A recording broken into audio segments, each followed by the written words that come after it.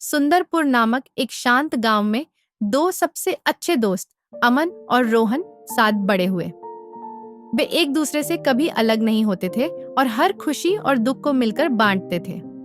अमन दयालु और दूसरों की मदद के लिए हमेशा तैयार रहता था, जबकि रोहन महत्वाकांक्षी था, लेकिन कभी कभी उसका अहंकार उसे गलत रास्ते पर ले जाता था।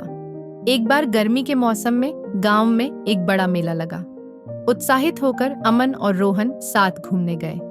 मेले में घूमते हुए रोहन की नजर एक दुकानदार की दुकान पर पड़ी, जहां एक सुंदर सोने का कंगन रखा था। उसने सोचा, ये कंगन मुझ पर बहुत अच्छा लगेगा। लेकिन ये बहुत महंगा था और उसके पास इतने पैसे नहीं थे। उस रात रोहन कंगन के बारे में ही सोचता रहा। उसकी इच्छा इतनी प्रबल हो गई कि उसने एक बुरा फैसला ले लिया। वह चुपके से दुकानदार की दुकान में घुसा और कंगन चुरा लिया। अगले दिन सुबह पूरे गांव में हंगामा मच गया।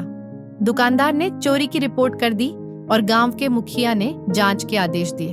अमन यह देखकर हैरान रह गया कि रोहन वही कंगन पहने हुए था। उसने पूछा, रोहन, तुम्हें ये कंगन कहाँ से मिला? रोहन हिचकिचाया और झूठ बोलते हुए बोला, मैंने इसे किसी दूसरी दुकान से खरीदा है।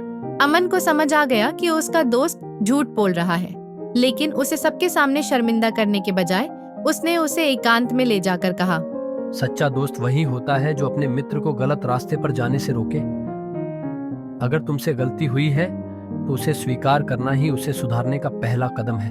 अमन की सच्ची मित्रता और ईमानदारी देखकर रोहन को बहुत शर्मिंदगी महसूस हुई।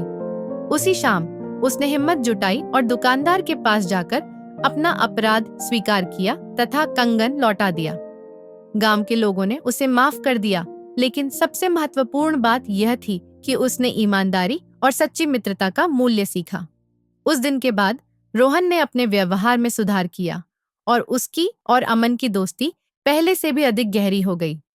उसने समझ लिया कि सच्चा मित्र सिर्फ खुशियों में साथ नहीं देता, बल्कि गलत रास्ते से भी वापस लाने का काम करता है।